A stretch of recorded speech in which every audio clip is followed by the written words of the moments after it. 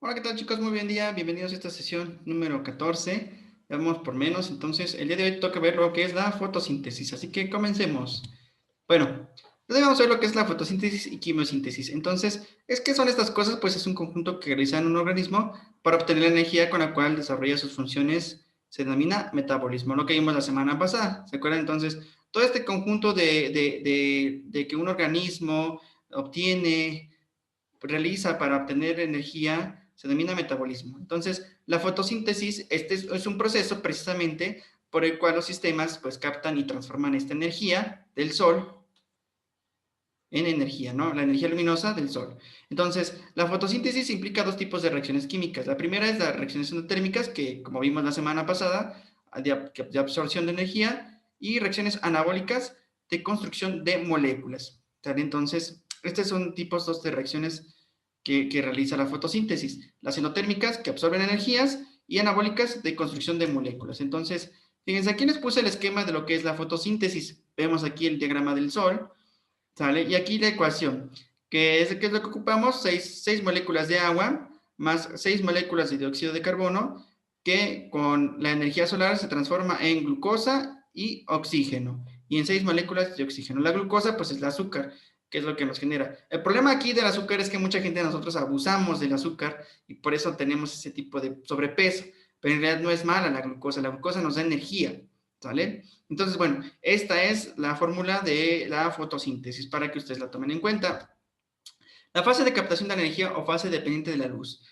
¿Qué es lo que pasa en esta fase? Pues implica la acción de transportadores de electrones que pierde la clorofila cuando se excita la luz. Incluye dos tipos de clorofila, una que absorben diferentes longitudes de onda y que funcionan en el cloroplasto. En el interior del cloroplasto hay un sistema membranoso que forma los tilacoides. Entonces, esta es cuando la fase de captación de la luz. Y bueno, aquí pueden observar en este diagrama cómo están los fotosistemas, ¿no? Que son estas cadenitas, estos como, pues sí, como circulitos que se encargan dentro de la hoja y dentro como les comenté, de los tilacoides. Muy bien. Entonces, vamos ahora a ver qué son estos fotosistemas 2 y 1.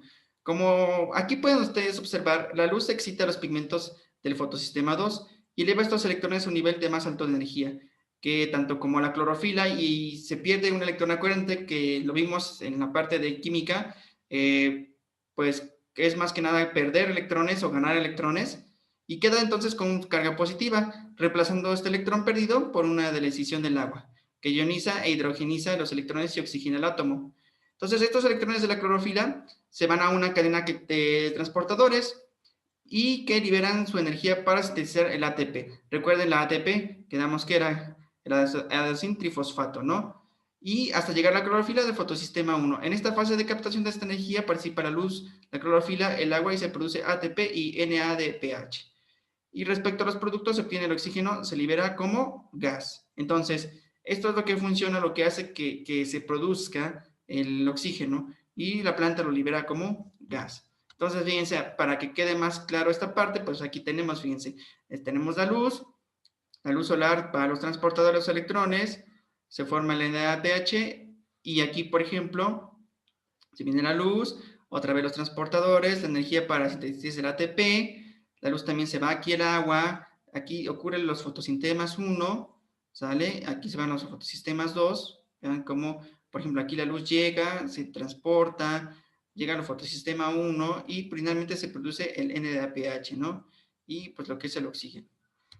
Entonces, este proceso dependiente de la luz es acíclico, ya que los electrones que se libera una clorofila no regresan a la misma. Pero también ocurren otros tipos de reacciones cíclicas, como en las cuales el fotosistema 1 libera un electrón que regresa pobre en energía, y la que la libera se utiliza para sintetizar más ATP, que es en este caso. ¿Te vieron? Aquí nos dice que, por ejemplo, ese proceso pues es acíclico porque libera los electrones y ya no regresa. Pero en el fotosistema 1 libera este electrón, ¿sale? Libera aquí un electrón y regresa, pero ya pobre, ¿no? Transformado en ATP. Y bueno, este proceso dependiente de la luz es acíclico, ya que los electrones, pues como les decía, liberan una clorofila, ¿sale? Y no regresa a la misma, pero también ocurren reacciones cíclicas, como el fotosistema 1, sintetizar más el ATP. Y bueno, aquí pues básicamente es esto, ¿no? Vemos el fotosistema, libera el electrón y regresa, pero ya de forma pobre, ¿no? Este es cuando es así cíclico, ¿no? Bueno, la fase de fijación del carbono. El CO2, el dióxido de carbono, se va a unir con el hidrógeno del agua y va a transportar el NADPH mediante la energía del ATP producido. Como resulta de una molécula de azúcar de 6 carbonos, lo que acabamos de ver hace rato, y la glucosa que servirá para los procesos de oxidación de la respiración. Y bueno, aquí podemos obtener fase 1, fijación del dióxido de carbono, 2 ATPs de ribulosa, transforman en 3 de dióxido de carbono, ¿vale? Aquí vemos cómo se añade y se separa, ¿no? En la fase 2 de reducción, vemos aquí la fórmula del ATP, cómo se forma en el ADPH y se hace el fosforiglicerético, o sea que es la azúcar. 6, como les decía, 6 moléculas de glucosa, ¿sale? Y finalmente el 3, la generación de la ribosa, pues vienen estas partes, se hace la fosfoliglesaldehídos y finalmente la ribulosa de fosfato.